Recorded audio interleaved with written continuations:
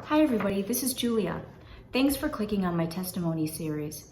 I'm just going to explain a little bit of why I did it the way that I did. It's an 8-part series. If you Google my name, you can find the most salacious parts of my story. But I didn't feel in my heart that that was honoring the full victory of what God has done in my life. So I wanted you to get a full picture of just how good our God is, how he speaks to us even in the bad things in our life. So this is an in-depth peek into how God reaches and touches a life and how he can change a life of darkness into something that we ourselves wouldn't even think was possible. And so just sharing the dark parts of my story doesn't give the full picture, and I really wanted to give him glory with my story. So anyway, I'm just gonna go right into it. I'm gonna start off from when I got saved. So I got saved at about the age of 4. And I remember very clearly my salvation story from then. My mother had gotten saved by a friend that she met at work. And this woman, they became good friends, and this woman needed a place to stay for about a month. And so my mom offered our extra bedroom. So for a month, she lived with us, and her name was Ibis. And Ibis was a beautiful woman. She was very confident, and she loved the Lord. And I just remember just watching her get ready for work and going, my gosh, I hope I get to be like you one day. I want to be beautiful like you. And she would say, Julia, you know what makes me so beautiful? It's Jesus. He lives inside of me. And that's what you're seeing that's so beautiful. That's what's coming out that you're so attracted to. And I was like, wow, really? Well, even though I was 4, I still could use a beauty secret. So I was like, girl, whatever you got, I want it. And so I said, yes. She asked if I wanted Jesus in my heart. I said, yes, absolutely. And we prayed together on the bed. And I just remember being on the bed and feeling this light fill my body with light. And I felt like there was light all around me as well. So not only was it around me, but it was bursting outside of me. And I had so much joy and lightness, like I could fly. That's how light I felt, physically light. And I wanted to tell everybody about this transition that had happened inside of me. And I know I was only 4. How much can you know about sin and the weight of the world? But I did know one thing. I knew God loved me. And I wanted to tell people about who Jesus was. So I wanted to be a missionary. Even at that young age, at 4 years old, I said, I want to be a missionary. So anyway, I ended up being the oldest of 5 kids. My parents had more children. My dad worked 3 jobs. My mom was a housewife, and she would occasionally clean houses, but my father wasn't around very much. And so I'm not saying this to put him down, but I am saying this because it is part of my story. I took that very personal. I felt like he didn't have the time to spend with me, and when he was home, he wasn't engaged. He didn't seem to take an interest in my life, and that began to wear on me as a person. I felt like I wasn't worthy or valuable. And the interesting part is a lot of people say that that people view God based on their relationship with their earthly father. So if their earthly father makes them feel rejected, they feel rejected by God. If their earthly father is harsh or judgmental, they feel like God is harsh and judgmental. And the interesting part is, even though I felt rejected from my personal father, I never really felt that from God. I felt very strongly that God loved me, that God really loved me, and God accepted me. And that is a gift. My parents, were hardworking. They had all these children. And one of the things that was really important for my mom was for us to get a foundation and grow up in a Christian school system. She just didn't want us to be in the public school system. So the Christian school that I ended up going to was a very small Christian school. There was 35 people in my graduating class. And I went there from kindergarten all the way to 12th grade. And there was about 35 people, give or take. Some people would leave and a few people would come in, but pretty much it was consistently 35 people.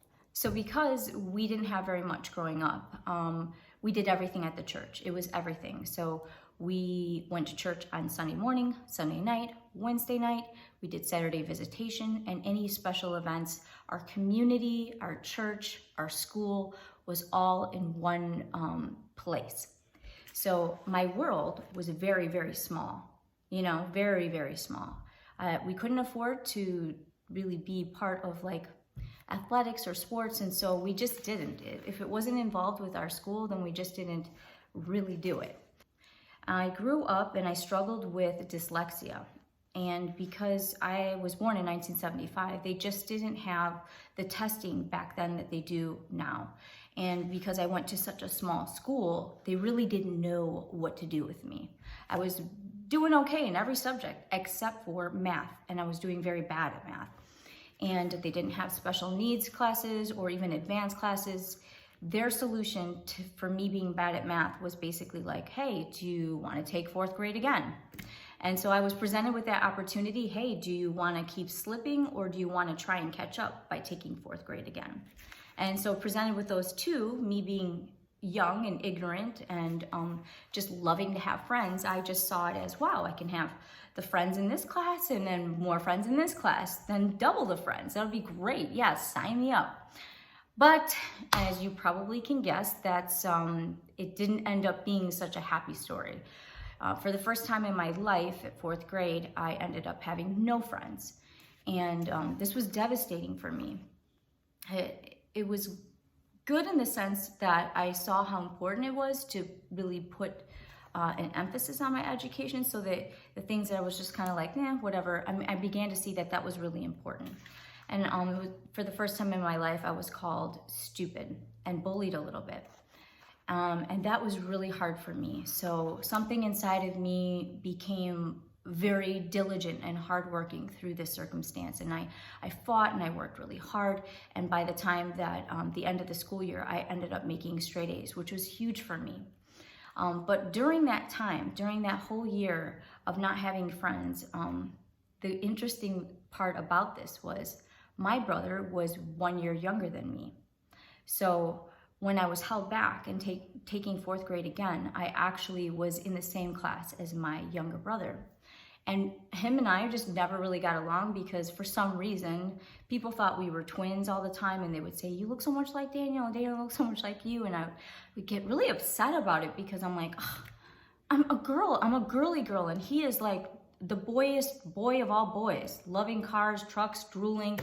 And I was like, how can you mistake us? So I would get offended by that. So for some reason, I just thought, he's a boy, I'm a girl, I don't want anything to do with him. But during this 4th grade period, when I had no friends, I actually saw my brother stand up for me behind my back. He didn't know I was there.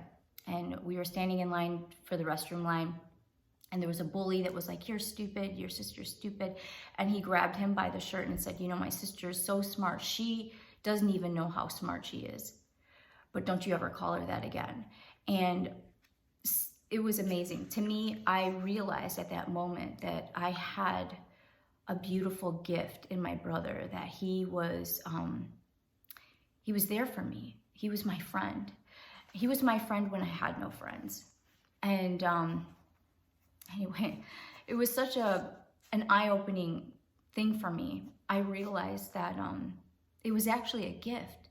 I got to graduate with my brother. I got to go through middle school, junior high. I got to go through life with my brother. We shared classes and we were best friends. And that would have never happened if this dyslexia didn't hold me back. So in a way, even though it felt like it was a bad thing, it ended up being a good thing. I got very obsessive about my grades and being perfect. That thing traumatized me so much that I would stress out about getting a B and studying for pop quizzes. I did not enjoy my high school experience. I mean, everything was about my grades. One of the main issues that I had with my school was that I would read the Bible and I would see the miracles and speaking in tongues and greater things you would do. I would see those verses and I would ask questions. So like I said, I was very interested. There's a lot of kids that go to Christian schools that are actually not interested in biblical things or understanding God. I actually was. I was very interested in knowing God. And so I would ask a lot of questions. And I didn't realize this until I left. So the private Christian school that I went to was a Southern Baptist private Christian school. And I didn't understand this at the time, but there's different kinds of Christianity. There's different denominations. So each one kind of emphasizes a different part, I guess, of the gospel. And they were very heavy in the Old Testament and judgment and works. And I remember constantly feeling like I had to get saved. Like I had to get saved, or I had to repent, or if I didn't in time, that I would be going to hell. So I got saved like a million times. Like I can't even count how many times I went forward and said the salvation prayer. And it almost got to the point where I began to question, why do I have to keep doing this? Like, I have to keep doing this over and over again, God. Like, I don't understand. Like, I can't just do it once and you get me under, like, why do I have to keep doing this? And I was constantly in fear of dying before I had a chance to repent, and then I would be straight down to hell. A lot of kids who go to Christian school, they're not interested, and they just do what they can to get by. But I actually was, I guess, a dork. I would sit in the front center and ask questions and really want to understand, where did they get the rules and what does this mean? And because I had so many questions, they took it the wrong way. They took it as if I was questioning their authority, and that I was being kind of rebellious, which I wasn't. Perhaps they didn't have the answer, or the answer wasn't satisfactory to me. It didn't make sense to me, and so I would keep asking, and then they would get annoyed and just be like, annoyed with me. So I started to get a little bit of a chip on my shoulder, feeling like they weren't understanding that I was really interested. I felt the love of God when I was at home and when I was praying in my personal life, which was amazing. And then I would go to school and I would feel this condemnation, like God is angry at me, God is mad. And I would begin to read the word in the context of the way that they were reading it and going, oh gosh, here's these experts, here's the preacher, here's my teacher telling me that, I need to repent all the time, or I should, feel bad about this and feel bad about this. And gosh, I can never catch up. I can never be good enough. And so there was this weird disconnect of feeling and the presence of God, the acceptance of God, the love of God at home in my personal prayer time, and then getting this doctrine that didn't really match or jive with me. But I literally thought, well, these are people of God and I'm just a child. Like, what do I know? These are the experts. So even though this is my experience, I'm going to have to hang that up, and I'm going to have to trust the experts. You got to be right on this. So I began to feel burdened with this weight of never being good enough.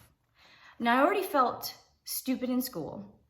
I already felt insignificant because we didn't have very much. We were poor. And so now I feel like I'm never going to be good enough. I'm trying, but I'm never going to be good enough. And then the church wasn't understanding me either. Because we were so poor, everything I had, all my clothes, were hand-me-downs.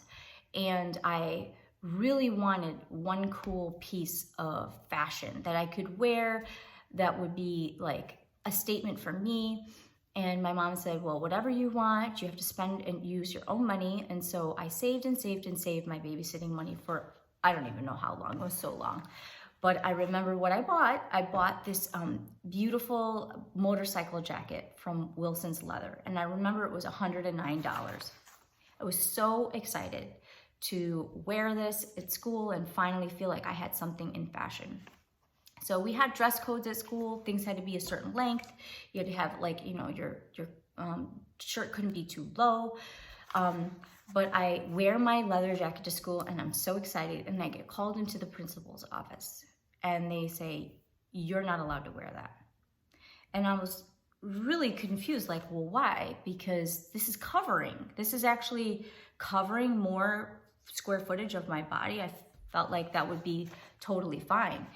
And they didn't give me a reason, but I think it was just that they signified the leather jacket as a sign of rebellion, which is interesting because I wasn't rebellious at this point, but something inside of me just snapped. I was like, you know what? You guys just don't get it. You don't get me. Everything I do, you twist into the wrong thing and you make it into something that it's not. It's just a fashion piece. I saved all my money for this and I wasn't allowed to wear it. And I was devastated. And then it's interesting, I wasn't rebellious up until that point, but then I became rebellious. A chip got on my shoulder. And so I didn't wear the jacket. I went home, but something inside of me really shifted. During this time period, I had met a girl, her name was Jenny, and she taught me about sneaking out of the house.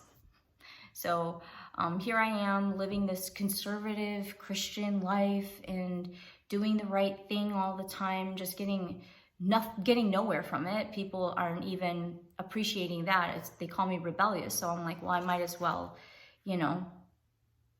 actually have fun. So when this girl invited me out, I was like, why not? What has being good ever done for me? So this girl lived at the next town over. She went to a public school, and she just let me use her sister's ID, and we drove her sister's car. And so we ended up sneaking out on the weekends. But I continued to be the good girl during the week. So I was, studying hard for all my classes, but I actually had something to look forward to in my life. We didn't go anywhere. We never went on any family vacations. I wasn't involved in any sports. We just didn't have anything. And so finally there was something in my life that gave me a release where I could have fun and listen to secular music and just go out and just have fun. And so we would go to the city and sneak into nightclubs, and this was so fun for me to have this other personality. I didn't drink when we went out. I wasn't really trying to get in trouble. I just wanted to have fun. I didn't have fun in my life. Let me back up. Let me tell you the story of us going out one night. This is kind of interesting. So Jenny and I were going to sneak out one night, and she said, I'm sorry, I have to do this thing with my family. We do this Passover celebration every year, and I have to do this. But after the Passover, we'll go out and we'll go clubbing. And I was like, oh, okay, this is great. I've read about this in school. Passover, definitely, from the Bible, no problem. So we go to this, she has this very simple Passover at the house. And I sat down at this little humble table and did the Passover meal with this family. And the presence of God was so, so thick. And as they were explaining what the Passover signified, the Bible came to life for me. So the things that I had heard about and read about in my school actually, for some reason, came alive to me and made sense to me. The reason why Jesus died on the cross and was considered the Passover lamb, everything began to make sense to me. And I felt the presence of God there at that humble table. And I say to my girlfriend, oh my gosh, Jenny, this is amazing. I don't want to leave. The presence of God was so thick. I was young at the time. I didn't even know that would be called the presence of God. I just knew I was loving it. I was energized. I didn't want to leave. I didn't want to go clubbing. None of that seemed good to me. I just wanted to stay with her family and pray and learn more. And she was like, Julia, come on. This is crazy. No, we're going. So I said, well, if we're going, then you're going to teach me the Jewish prayer. I really want to learn that Jewish blessing. So on the way to this club, she was teaching me the Jewish blessing. Baruch atah Adonai, elo homosi lechin. I don't know it now, but I did then. And so all that night we went out dancing, and we were speaking the prayer over each other. And I think it's funny when I look back, and I almost feel like there was a protection around us. We didn't even realize it, but as we were clubbing, and there's so much chaos that can happen at a nightclub, so many things, but we were literally speaking a blessing over ourselves and over each other. And that was a very special memory in my life too. But my mom ended up finding out that Jenny and I were not babysitting together on the weekends, and we split up after that. But the interesting part was Jenny's family was Messianic Jews. So they were Jews that believed in Jesus, and her mom was praying over both of us, Jenny and her friend. And I do believe that those years of sneaking out like that, and we could have definitely, our life was in danger one time, and maybe I'll tell you guys that story in another video, but God was definitely present even in that time. I'm going through this high school and I'm just trying to get by. Cannot wait to get free from this conservative, very limited existence. And I saw this ad for a pageant, for the Miss Teen Chicago pageant. My mom did not agree with me entering in this contest, but I begged her and I begged her, and she just finally said, well, if you want to do it, you're on your own. I'm not giving you any money. I'm not supporting you. I'm not going to go to it. You do it on your own. I had a wonderful best friend named Joy, and she partnered with me, and we would go after school and ask for sponsorship and just collect money and for sponsorship. And I ended up saving to pay for the entrance fee and to get my gown, and also to get tickets for my family, just in case they would end up coming. So I remember the day of the pageant, just begging my mom, please, please just go support me. I don't want to do this by myself. Joy was with me. Joy helped me with my hair, but I really wanted my family to be there. And my mom was not really having it. But right before the pageant was over, I saw her walking across the auditorium and taking a seat. And so the crazy part was I won the pageant. I could not believe this is the first thing I'd ever done, and I did not know what I was doing, and I won the whole thing. And I think in that moment, I felt love and approval. And getting that sash and the title and feeling that crown on my head, for the first time in my life, I felt important. And that became addicting. That feeling of looking out to the crowd and all these people cheering you, when in my personal life, no one was cheering me on. My dad wasn't cheering me on. My grandfather said, don't bother going to college, just get married. My school didn't believe in me either. And so just seeing these crowd of strangers, like, see something inside of me that no one else was seeing, it just felt incredible to me. After this pageant, I had won a scholarship to John Roberts Power's modeling school. And I was so excited to go. And I knew my mom, it was about $5,000 or $6,000 to go to this school. And, I had to take a train into the city, but it was free. I won this scholarship. So I knew that my mom wouldn't tell me no.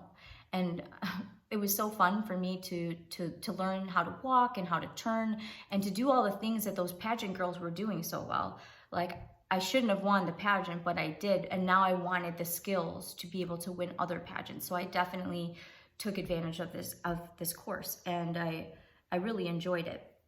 And so after this course was over, I began to look for modeling jobs, and there came up a job that was for a hair show.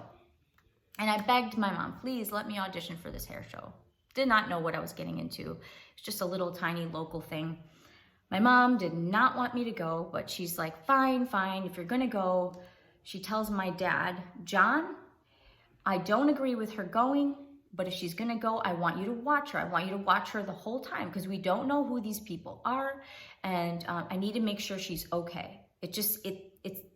I'm not trusting this industry at all. And so my dad drives me to this job, and he opens up the door and basically says, I'll catch you when it's over. And he kind of winks at me.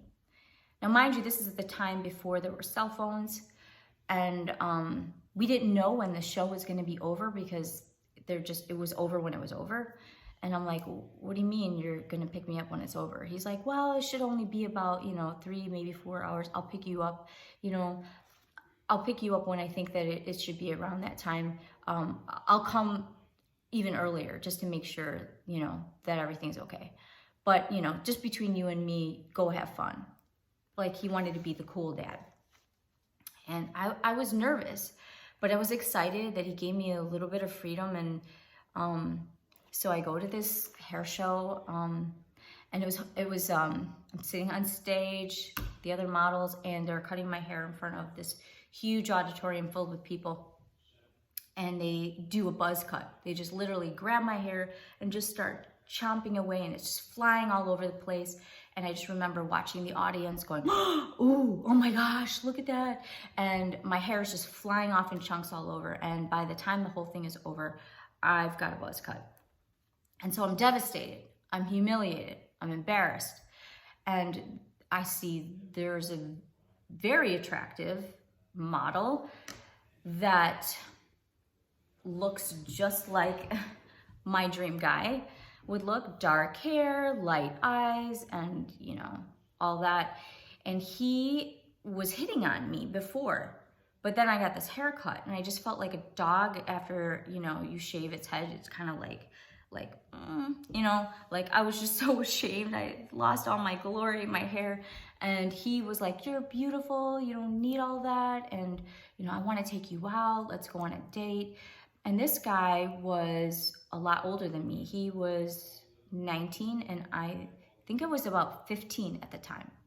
Mind you, I wasn't like a typical 15-year-old that would go to a public school and be aware of a lot of things that are going on in the world. I was a very, very naive 15-year-old, more around the age of 10-ish or 11 in maturity and exposure to the world. So I didn't know, we didn't have any education about sex education, or we weren't given any context of dating. Like, we just didn't have that. And so all I knew from my mom was boys were bad and stay away, which was just such a general thing. Like, okay, really? Well, my brother's here and you like him and he's a boy, so I don't even understand, like, that just didn't make sense to me. It just was too general. And so she didn't go into detail about what to avoid and what to look out for and all that stuff. So I see this good looking guy. He's really interested in me. He wants my phone number. And he's telling me that I'm beautiful when I don't feel beautiful. And we're hanging out. He's got this beautiful sports car.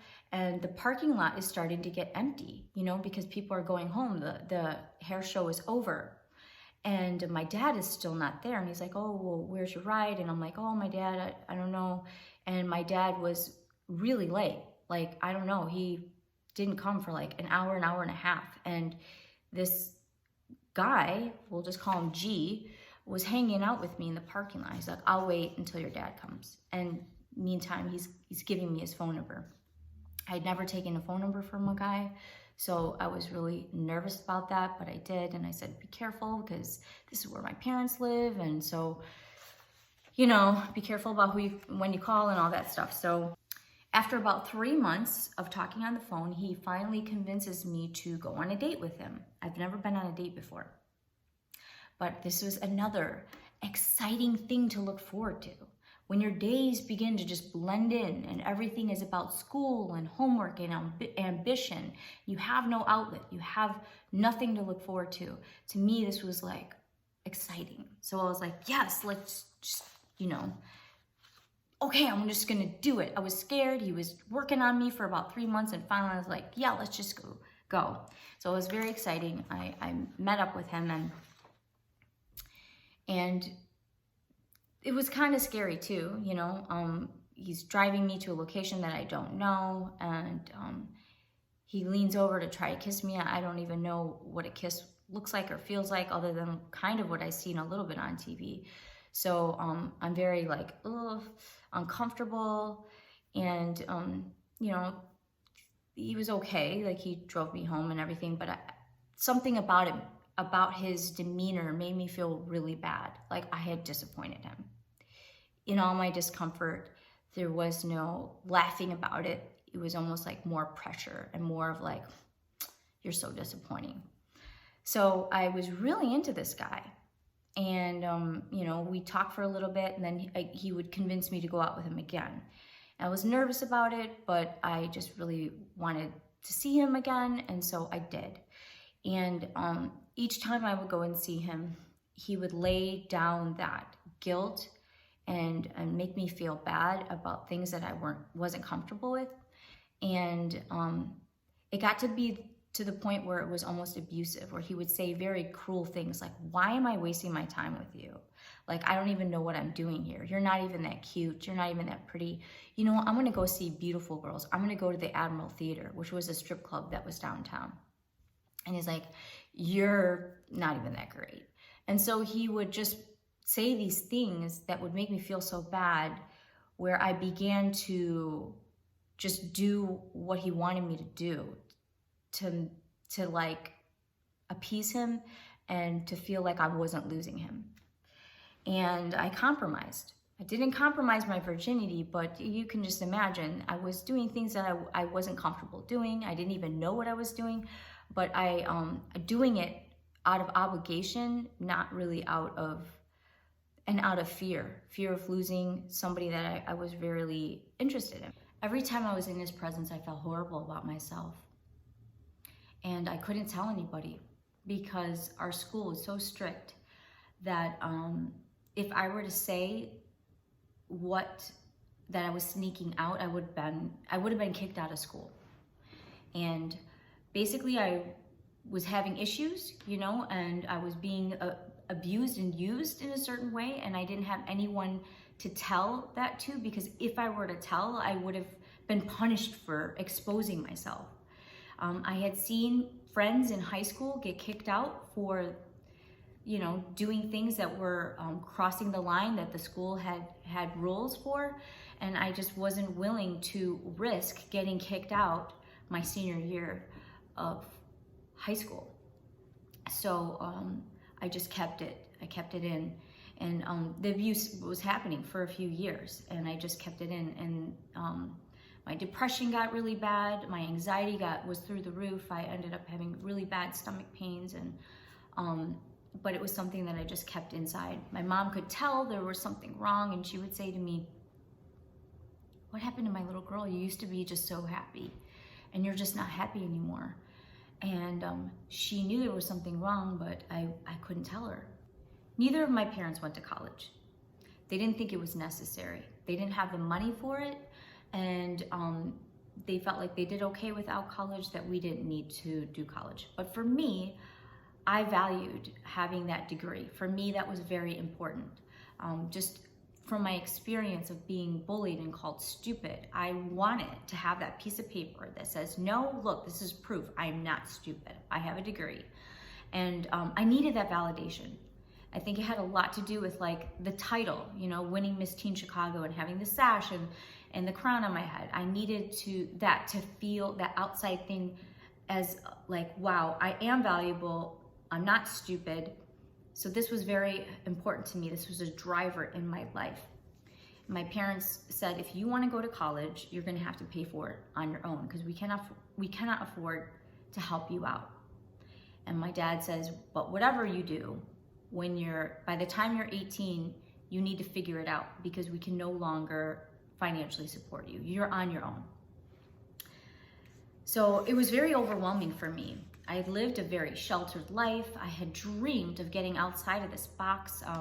I always wanted to see the world and experience the world. But now I had the weight of the world on my shoulders. So I lived this very sheltered life, and now I was thrust out into this big, large world, having to be financially responsible, and, you know, and having to figure out how to pay for my education and all of this stuff on my own. And it was a lot. It was a lot for me to handle. I ended up getting accepted to Northern Illinois University. I was so excited about that, because this was not a Christian university, so I could finally see the world and experience other cultures and people from different backgrounds. And I just thought that was so exciting, but I was very nervous as well. I didn't have a guidance counselor. but I didn't have one in high school either. So I didn't know that role existed. I did not grow up having anyone to say, Julia, these are your strengths. This is where you should put your emphasis on. This is where you should be focusing on. What is your dream? What is your desire? Where do you see yourself going? Those kind of things never really came up. So when I went away to college, you know, of course I'm asking these questions of myself, but being the immature person that I am, I kind of need someone outside of me to give me advice, and I didn't have that person. So that was very overwhelming for me. Also too, I go away to school and I am put into the all-girls dorm called the Virgin Vault. And this dormitory was basically for senior girls that wanted to, you know, hunker down and get really serious about their study and just get out of college. So it was very hard for me as a freshman because my roommate was a senior and everyone on my floor was a senior. They found me annoying because I wanted to go out and be social and meet and make friends and meet people, and they were just focused on getting out of school. So here I was, you know, on my floor, excited about this college experience, and no one around me wants to be my friend or is excited with me. So I'm alone in that experience. So then anxiety starts to settle in because I am thrust into this place with absolutely zero friends. I don't know one person on campus, and the people that are on my floor are not interested in being my friend. Then when I get my classes, I have dyslexia. So getting to my classes was very difficult for me. To learn the campus took me a very long time. So I was really late to all of my classes, just getting lost every single time. And so my anxiety rose from that. And then my grandfather, when I was younger, always told us to only buy things you have cash for. Don't put things on credit because then someone owes you. And I'm getting these bills from Sally Mae, basically, you know, saying your student loans is what you're gonna owe. And I saw the number go up and up, and that was stressing me out because I couldn't figure out what my major is. I didn't know what I wanted to do, but yet I'm seeing these bills just rack up. And so that is causing me more anxiety. I'm thinking I can't figure out what I want to do for my life, but yet I've got this huge bill. How am I going to survive? Like, how am I going to pay all this? And so my mind started to go to a very dark place, and here I was so excited to have this college experience, but very quickly realizing the weight of the world took a lot of that joy away from me. I wasn't able to relax and have fun and meet people. I was too busy thinking about taking care of everything I needed to take care of. So I meet this girl, and she's really cute, and she's fun, and she's lighthearted, and her name's Kelly. And she had this beautiful Louis Vuitton bag, her nails were done, and she just seemed like she didn't have a care in the world. And there was something about her I was really attracted to, that just lighthearted, fun vibe that she had. And we were talking one day and starting to open up and get to know each other. And she's like, oh, so, you know, what are you going through and how are you feeling about school? And the stress started to come out, and I just started to share, like, I am really stressed, to be honest. I don't know how I'm going to pay all these bills, and I don't know what I'm going to do for my life. And she looks at me and she's like, can you guess why I have such a nice bag? And I was like, I don't know, maybe your parents are really nice. I don't know. And she's like, I have a really good job. And I'm like, okay, well, tell me more about this job of yours. And she's like, well, I don't really tell people this on campus. In fact, nobody knows on campus, but I'm actually a stripper on the weekends, and I make really good money, Jules. It's really good. And nobody knows what I do. I actually drive to Chicago and make a lot of money there, and then I just come back to campus and nobody on campus knows I do this. She's like, I'm only just telling you this because I think that this will help you out. Like, I can see you're really stressed, and this has helped me out a ton. I don't have to ever worry about money. I make a lot of money. So I was like, interesting. And she's like, well, this weekend we're having an amateur contest. So if you want to ride with me in the car and just see what this is like, I'd be happy to take you along. You could check it out. And so I thought about it for a minute. You know, in high school, I did a lot of acting. I was on stage a lot. So I did, competitions, locals and state and national competitions. Even though it was a small Christian school, we did these theater competitions. And so I did that a lot. And then, I won Miss Teen Chicago. So I thought, if I think about it like an acting role, if I just think about it like that, nobody would know that I'm there. If I could just try it just once, maybe I could see if it would be okay, So she said, this amateur contest, you can win like $500 if you win first prize. And I was like, oh my gosh, I could really use that. So I thought about it, and then a couple days later I called her and I said, I think I want to go with you. I want to go and see what this is about. So she was like, okay. So anyway, we end up going to the club, and the really, really creepy, ironic thing was we drive up to the front of the club, and at the very top it says the Admiral Theater. This is the very theater that the guy that had sexually abused me all throughout high school would always say, like, you're so ugly, I'm gonna go see beautiful girls. And, they worked at the Admiral Theater. So that kind of like took my breath away. I walked through the door going, oh my God, I can't believe I'm in this place of all places, So something surreal is happening here. So I go to the back and I meet the manager, and then we're kind of corralled all downstairs, and all the amateurs are put in a certain area. And let me tell you something. This was not an amateur contest. This was not an amateur contest. There's women that had these stiletto heels and these like bikinis with tassels and sequins and just fancy outfits. And I literally I had a bikini and like Daisy Duke shorts, like something that I'm on college campus. So I'm thinking like what t-shirt contest, like type of feel, like MTV kind of thing. So I don't even have shoes. I'm literally barefoot with booty shorts and a bikini on. So feeling awkward because all these girls are walking out in these beautiful, like fabulous outfits. And I have and there's probably about 16 to 20 girls, just a line of girls. I'm like, oh my gosh, so nervous. I'm so nervous. I've never done anything like this in my life. And I remember that the girl before me went out, and when you work on stage, you always ask the performer before you, how's the crowd? Like, so you can kind of gauge like how much to bring to the table.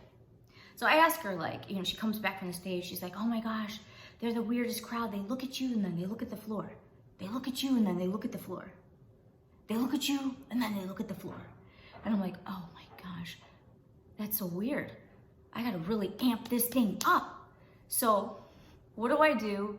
I just muster all my courage and I just bolt through the curtains, and I'm like, ah, and I just yell. I just started yelling for myself because I'm like, I just want to start off with a bang. And I get the crowd going crazy. So I'm going to the right side of the stage. Hey, you yell for me, you yell louder. And so like both sides of the stage are yelling, and I'm just hopping around, jumping around on stage, and I cannot believe it. But at the end of the night, I had won the contest.